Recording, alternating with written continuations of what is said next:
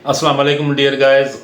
खैरियत से हैं। मुझे उम्मीद है आप अपने काम को एंजॉय भी कर रहे होंगे और उसी के साथ साथ आप लोगों की अचीवमेंट्स भी आ रही होंगी। डियर गाइस, मेरा नाम इरफान भट्टी है और आप मेरा यूट्यूब चैनल देख रहे हैं। डियर गाइस, आज का मेरा जो टॉपिक है, मैं उन कैंडिडेट्स को सिखाऊंगा कि जिन्होंने इस फार्मास्यूटिकल फील्ड को ज्वाइन किया है या इसी के साथ साथ वो ऑलरेडी अभी रिसेंटली ज्वाइन कर चुके हैं। तो मेरा आज का जो टॉपिक है उसमें मैं बताऊंगा कि आप लोगों को जो सेल्स के जो टारगेट मिलते हैं उसको किस तरह अचीव किया जाए, उसके बारे में मैं आप लोगों को थोड़ी तफसील में बताऊंगा। तो इसको देखने के लिए मैं आप लोगों से और इसको समझने के लिए आप लोगों से रिक्वेस्ट करूंगा कि आप मेरी वीडियो को शुरू से लेकर आखिर तक लाजमी देखा करें, ताकि आपका कॉन्सेप्ट भी क्लियर हो जाए और आपको वो तमाम अंडरस्टैंडिंग भी हो जाए जिस टॉपिक के हवाले से ये वीडियो बनाई जा रही है।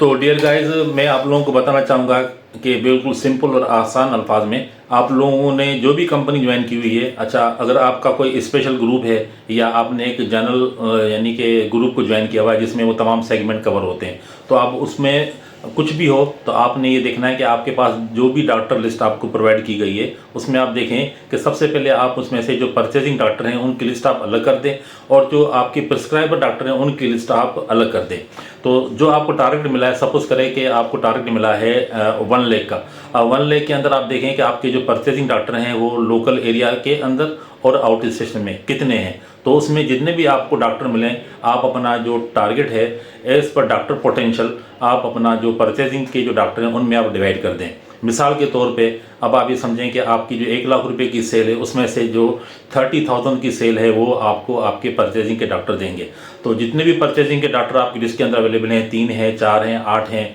या 10 हैं, तो आप अपनी वो टोटल जो 30,000 या 40,000 की जो सेल्स हैं वो आप उन अपने परचेजिंग डॉक्टर में डिवाइड कर दें। उसके बाद जो रिमेनिंग सेल्स आपको रहती हैं, अब आप देखें कि अब आपने वो जो रिमेनिंग सेल्स हैं वो आपने अचीव करनी है आपकी प्रिस्क्रिप्शन की थ्रू। अब प्रिस्क्रिप्शन की थ्रू आपने वो सेल किस तरह अचीव करनी है, सबसे पहले आ जाती हैं आपके टाउन के अंदर, क्योंकि कंपनी के एक्सपेंसेस लगते हैं, हमारा टाइम भी लगता है, तो कोशिश ये की जाती है, हर कंपनी की ये भी नीड होती है कि आउट स्टेशन हम टाउन करने जा रहे हैं तो वहाँ से मैक्सिमम रिजल्ट आए। तो अगर आपके पास जिस तरह से आजकल का जो सिनेरियो है वहाँ पे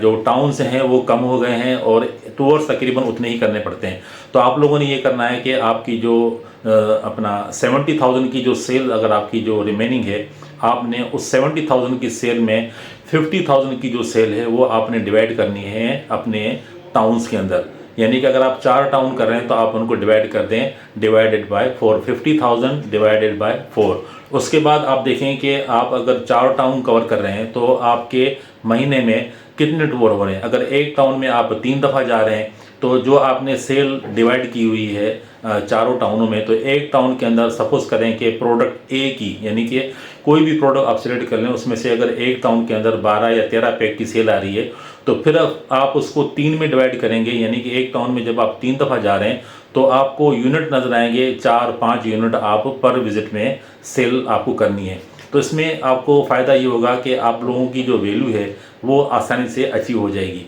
उसके बाद जो रिमेनिंग जो यूनिट हैं वो आपने अपने लोकल एरिया से कवर करने हैं एज़ पर डॉक्टर पोटेंशियल और एज़ पर एरिया पोटेंशियल। तो इस तरह आप करेंगे तो आपका जो टारगेट है वो भी आसानी से अचीव होगा और आप लोगों की जो वैल्यू पे मुसलसल नज़र रहती है कि ये मैं 1 लाख रुपए की वैल्यू या 1 या 2 लाख रुपए की वैल्यू मैं किस तरह अचीव करूं। तो जब आप यूनिट वाइज अपनी प्रोडक्ट को अचीव करने जाएंगे तो आपकी जो वैल्यू जो है कंपनी का जो ऑब्जेक्ट है वो ऑटोमेटिकली अचीव होता रहेगा। सो गाइस, उसके बाद ये है कि जब आपने अपना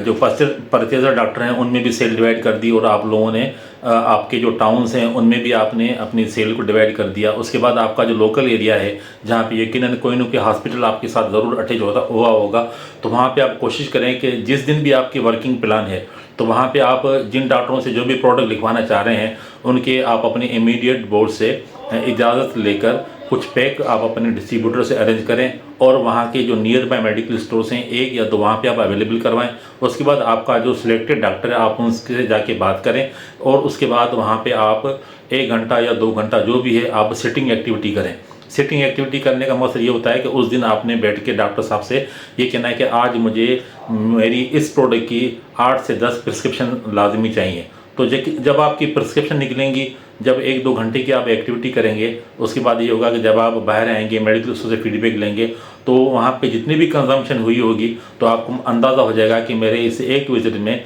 कितनी वैल्यू की सेल आई है या कितने पैकेट यहाँ से कंज्यूम हो चुके हैं। तो इस तरह जब आप अपनी